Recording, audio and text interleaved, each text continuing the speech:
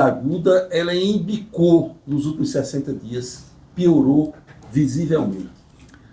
Arimatea, eu considero que existem três fatores principais, né? O fator de um ano atípico, que está muito acima do nosso controle, em razão de tudo aquilo que se sabe, por exemplo, dos processos políticos e legislativos de Brasília. Um exemplo disso é a votação, por exemplo, do orçamento 2025. Deveria ter acontecido em dezembro do ano passado e só veio acontecer votação e sanção por parte do Executivo entre ali meados de abril e maio. Então, isso muda completamente o cronograma de indicação e recebimento de recursos extraordinários, como, por exemplo, recursos de emendas, que são, embora extraordinários, mas são extremamente necessários para uma cidade do porte de Campina. Por outro lado, eu aponto a realidade que, por exemplo, o próprio governo federal indicou quando enviou a LDO 2026 para o Congresso Nacional, apontando que o crescimento dos gastos obrigatórios, né, traz um impacto significativo. E olhando para a gente, o principal dos gastos obrigatórios é folha, né, para além do custeio da própria máquina, mas tem uma despesa, que é a despesa de pessoal, em razão de planos de cargos e carreira, de legislações anteriores, que trazem significativamente um grande impacto, né? Só para citar um caso que mencionei nos últimos dias, só uma categoria de agentes comunitários de saúde, que tem 553 servidores efetivos ou efetivados, do ano passado para cá, apresentou um crescimento na despesa de quase 30 milhões de reais. Então, com uma categoria apenas, isso traz um impacto significativo e a nossa receita passa longe de crescer na mesma proporção. Se eu fizer o acumulado do início da minha gestão para esse período de 2025, com relação, por exemplo, mais uma vez eu vou citar o caso dos agentes, não levando uma culpa, mas mostrando o peso que decisões anteriores trazem no recorte do tempo. Quando eu faço essa análise aqui da evolução desses recursos, por exemplo, projetando a diferença entre 2021 e 2025, nós estamos falando de uma diferença de 269% de crescimento. Nesse mesmo período, se nós fizermos o cálculo aqui do acumulado inflacionário, nós estamos falando aí em torno de 20% de inflação ao longo desse tempo, enquanto que só essa despesa cresceu 270%, 269,44%. Então, o crescimento das despesas obrigatórias, em razão da concessão de benefícios e tudo isso, traz um impacto para o qual não existe controle, porque você não consegue, de fato, e afinal de contas, lei não se discute, se cumpre, você tem que rezar por esse cumprimento. Em terceiro lugar, mencionando esses três aspectos, tem também a nossa responsabilidade pela decisão de colocar serviços para funcionar, por exemplo. Isso traz um custo significativo. Se você olhar outras cidades com o perfil de Campina Grande, Caruaru, Petrolina, se você olhar todas essas cidades, elas não têm hospitais municipais. Campina Grande tem 4. Quando eu assumi, 2 funcionavam de portas abertas, hoje 4 funcionam de portas abertas. Isso tem um custo elevado, obviamente tem um impacto relativamente positivo na vida do cidadão. Por exemplo, o cidadão que ficava na UPA uma semana, 2 semanas, 20 dias esperando a regulação de um leito, hoje estabilizou, é imediatamente transferido ou para o Pedro I ou para o Edgley, a fim de continuar ali o seu tratamento.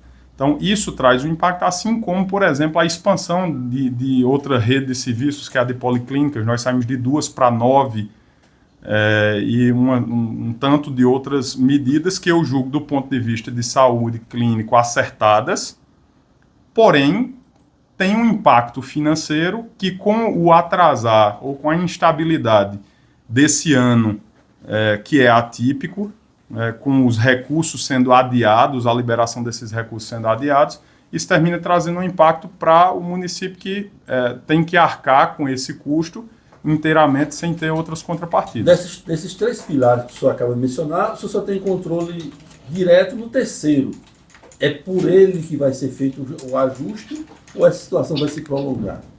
Não, Arimatea, ela tem, quando no início do ano,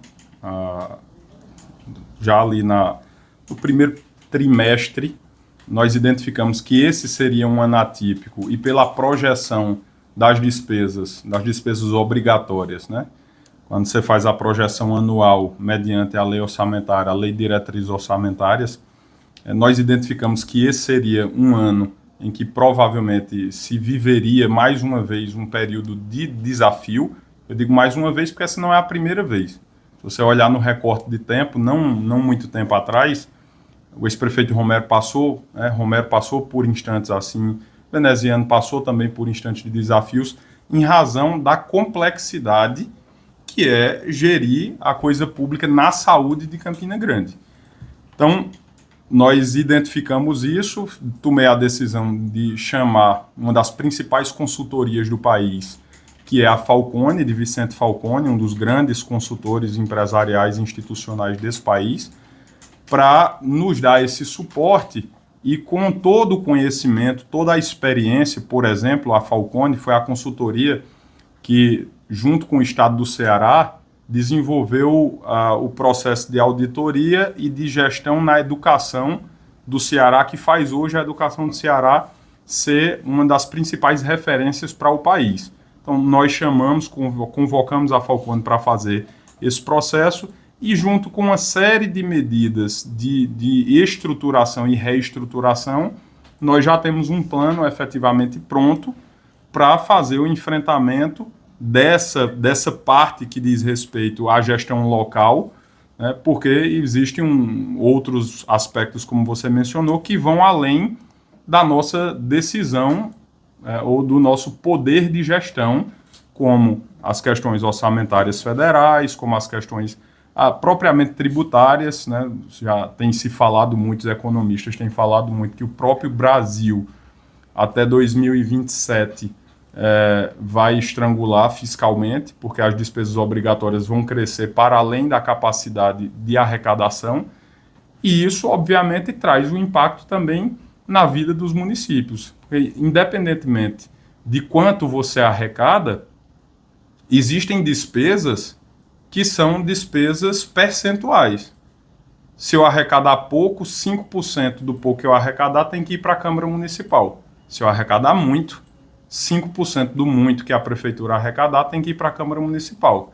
Se eu arrecadar pouco, 25% tem que ser investido em educação. Se eu arrecadar muito, 25% tem que ser investido em educação.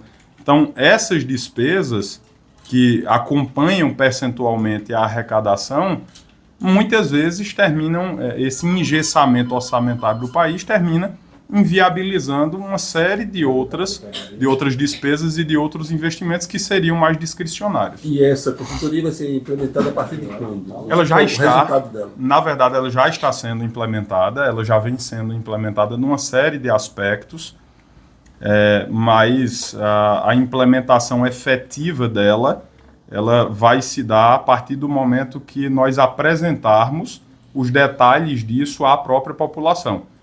Isso aí é um componente obrigatório no nosso cronograma. Nós vamos apresentar isso de forma detalhada para as principais lideranças da cidade. Eu não estou falando de liderança política, não. Estou falando das pessoas que fazem a cidade acontecer.